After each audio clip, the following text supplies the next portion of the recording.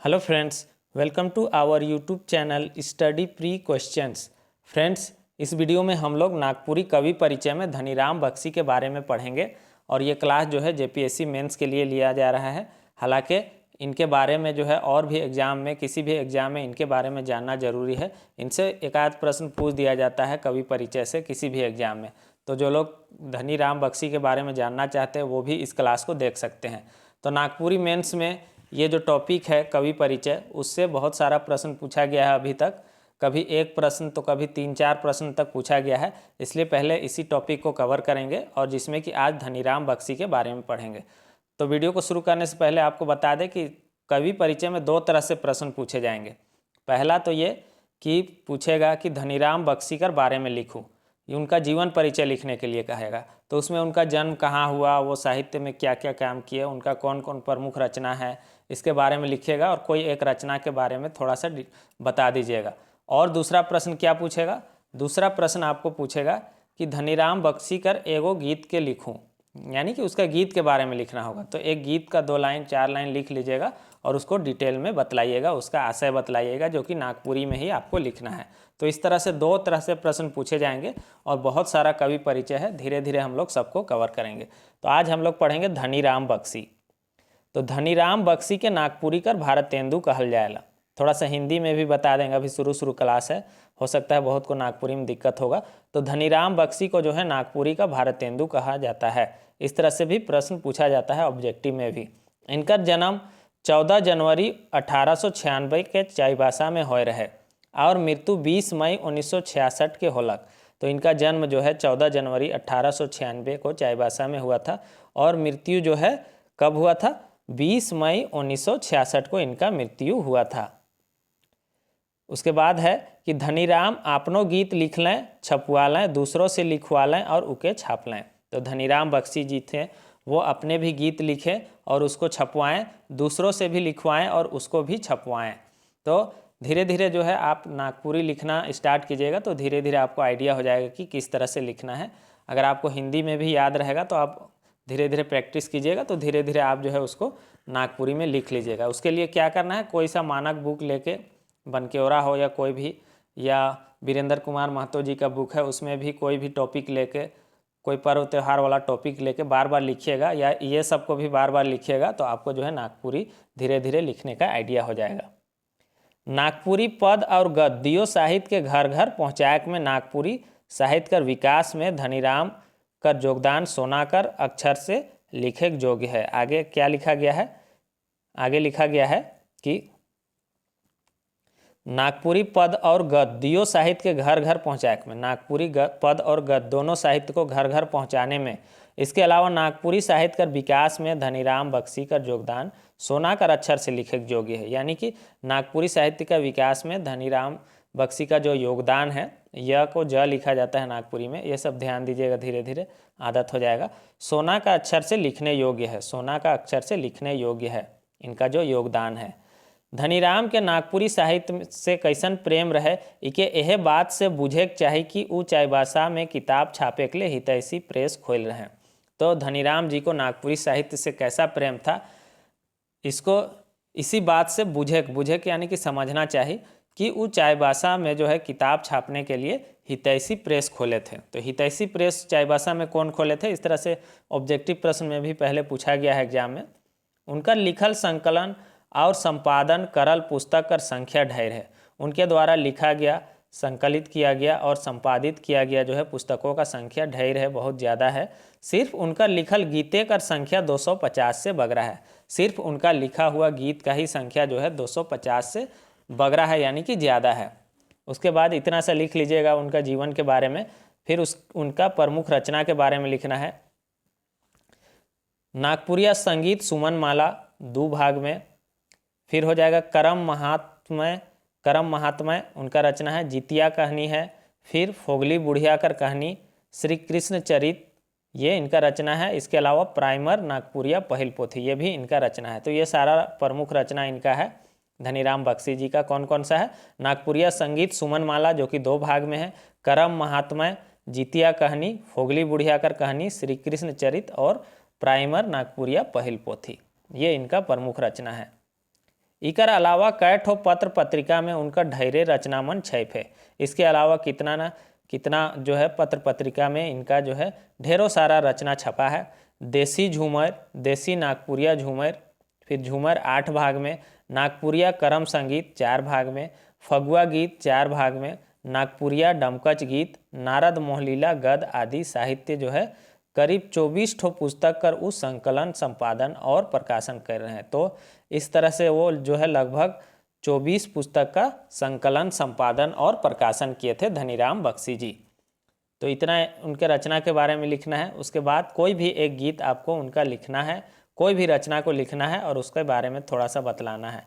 ये जरूरी नहीं है कि यहाँ पर जो रचना लिखा हुआ है वही आपको लिखना है। आप कोई भी एक रचना लिख के आपको उसको जो है थोड़ा सा नागपुरी में अनुवाद कर देना है। अपने हिसाब से देख लीजिएगा कि मेन पॉइंट लिख के उसको अनुवाद कर देना है। आप अगर कोई भी रचना पढ़े हैं धनीराम बख्शी का, हो सकता है कोई सीजीएल का तैयारी कर रहे हैं तो वहाँ कोई रचना पढ़े हैं तो आप उस रचना को भी डाल लीजिए, ज़्यादा आसानी होगा, और उसके बारे में थोड़ा सा लिख लीजिए। हम यहाँ पर जो रचना लिए हैं उस रचना का नाम है मलिन मन। उदास मन, मलिन फीका कहते हैं, लेकिन यहाँ पर उदास होगा। तो उनका एक रचना है मलिन मन। ये रचना जो है गांधी जी को जब गोली मार दिया गया था तो उसके बाद जो है कवि उस मंजर का वर्णन कर रहे हैं कि कैसा उदास हो गया था सब कुछ, उसी के बारे में लिखा गया है। काहे मलिन मन दिसत संसार तब सखी भाई, गांधी बिन दुनिया अंधार। देहली दरद देखी मलिन संसार तब सखी भाई, गांधी बिन दुनिया अंधार। फिर लिखते हैं कोपिन कसी कैस मेटाल अंग्रेजी राज तब सखी भाई, दागी दिलें गोलियां चलाएं। तो ये उसी के बारे में लिखा है। कोपिन कसी यानी कि लंगोट कस के ही वो अंग्रेजी राज को जो है क्या किया, हटा दिए, मिटा दिए। नेहरू के देके राज आपने चलने आज तब सखी भाई, सरग ही गांधी महाराज। कांते देसे देसे धनी कहत बेसे, तब सखी भाई मानी चलू गांधी उपदेश। तो इस तरह से रचना लिख सकते हैं, पूरा रचना भी लिख सकते हैं या 2-4 लाइन लिख के भी आप इसका व्याख्या कर सकते हैं। तो इसका हम नागपुरी में व्याख्या किए हैं। ई रचना धनीराम बख्शी गांधी कर बारे में लिखे ना। इस रचना में जो है धनीराम बख्शी गांधी के बारे में लिखते हैं कि गांधी कर बिना मन उदास है और दुनिया भी मलिन दिसेला, उदास दिखेला। ई मलिन संसार बहुत दर्द देवेला, बहुत दर्द देता है। कवि अपन साथी से कहे ना कि गांधी बिन ये दुनिया अंधार है, गांधी के बिना ये दुनिया जैसे अंधेरा हो गया। आगे कवि कहे ना कि गांधी बाबा लंगोट कैस के इतना बड़ा अंग्रेजी राज के मिटाए दिलाएं और अंग्रेज के भारत देश से भगवाए दिलाएं, लेकिन गोली दाइग देवल गेलक और गांधी बाबा नेहरू के राजपाट देके आपने सीधे सड़क चल गए। क्या कह रहे हैं कि उसके बाद जो है देश को तो आज़ाद कर दिए, लेकिन उनको जो है गोली से दाग दिया जाता है, गोली दाग दिया जाता है और सारा राजपाट जो है वो नेहरू जी को देके इस दुनिया से वो सीधे स्वर्ग चले, स्वर्ग चल गए, यानी कि स्वर्ग चल गए। पूरा देश कांदे लागलक और धनीराम सब संगी साथी से कहे ना कि सब कोई गांधी का उपदेश के मानूं और उकरे में चलूं।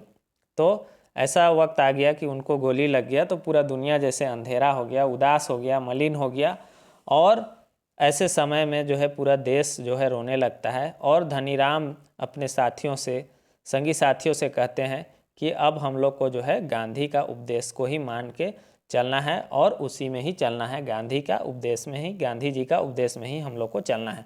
तो इस तरह से इसका व्याख्या अपने से आप लोग कर सकते हैं। धनीराम बख्शी बहुआयामी प्रतिभा कर धनी रहे, साहित्य कर कोनो विषय या क्षेत्र नहीं है जेकर ऊपरे उ आपन कलम नी चलाए होवे। तो साहित्य का क्षेत्र विषय में ऐसा नहीं है जिसके ऊपर वह अपना कलम नहीं चलाए हैं। नागपुरी साहित्य में नवीनता कर और उनकरे से मानल जाएला। तो नागपुरी साहित्य में जो है नवीनता का और यानी कि शुरुआत उनका से ही माना जाता है। आगे है कि उ नागपुरी साहित्य कर संगे संग राग लय ताल छंद कर भी बेस मर्मज्ञ विद्वान रहे। तो धनीराम बख्शी जी के बारे में कहा जा रहा है कि नागपुरी साहित्य के साथ साथ संगे संग यानी कि साथ साथ वे राग लय ताल छंद का भी बेस यानी कि अच्छा मर्मज्ञ विद्वान थे। नागपुरी और बंगला दियों पर उनकर एक समान अधिकार रहे। नागपुरी और बंगला दोनों पर ही उनका एक समान अधिकार था। उनकर सबसे बड़ विशेषता ये है कि वो शास्त्रीयता कर अपेक्षा लोक कर नैच का ज़्यादा है। तो उनका सबसे बड़ा विशेषता क्या था कि वो जो है शास्त्रीयता की अपेक्षा जो है लोक के नैच का ज़्यादा रहे। नैच का यानी कि नज़दीक ज़्यादा थे। किसके? लोक के नज़दीक वो ज़्यादा थे, शास्त्रीयता की अपेक्षा में वो लोक के नज़दीक ज़्यादा थे। तो इस तरह से धनीराम बख्शी के बारे में क्लास कंप्लीट हो गया है।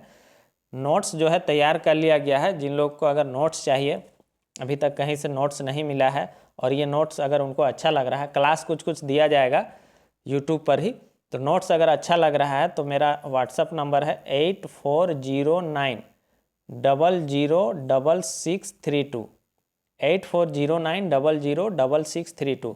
इस पर आप कॉल करके पहले जानकारी ले सकते हैं क्या है क्या नहीं है। उसके बाद आपको अगर अच्छा लगता है, क्लास अच्छा लग रहा है, तो वीडियो को भी ज़्यादा से ज़्यादा शेयर कर दीजिए और लोगों तक पहुंचा दीजिए। और ज़्यादा से ज़्यादा जो है प्रैक्टिस कीजिए लिखने का। पहले प्रैक्टिस आप कोई बुक लेकर कीजिए, कोई भी बुक जो है मानक बुक है, क्योंकि नागपुरी ऐसा सब्जेक्ट है कि हर कोई लिखते लिखते जो है अपने हिसाब से लिखने लगता है, क्योंकि हिंदी भी बहुत सा शब्द ऐड हो जाता है। तो धीरे धीरे आपको आइडिया करना होगा। जैसे आप इमली भी लिख देते हैं तो भी सही होगा, लेकिन इमली की जगह में अगर तेतई लिख रहे हैं तो ज़्यादा सही होता है। तो इस तरह से जो है आपको आइडिया धीरे धीरे होगा। इसलिए ज़्यादा कोशिश कीजिए कि कोई बुक है मानक बुक, उससे ज़्यादा लिखने का कोशिश कीजिए। फिर आपको आइडिया हो जाएगा कि कहाँ पर कौन सा स लगाना है, कहाँ पर य के बदले ज लगाना है। तो इस तरह से जो है आपको धीरे धीरे आइडिया हो जाएगा। और अगर कोई हेल्प चाहिए तो 8409006632 इस नंबर पे आप कॉल कर सकते हैं और व्हाट्सएप भी कर सकते हैं। और वीडियो को शेयर कर दीजिए, लोगों को बता दीजिए कि यहाँ पर क्लास चल रहा है। Thanks for watching.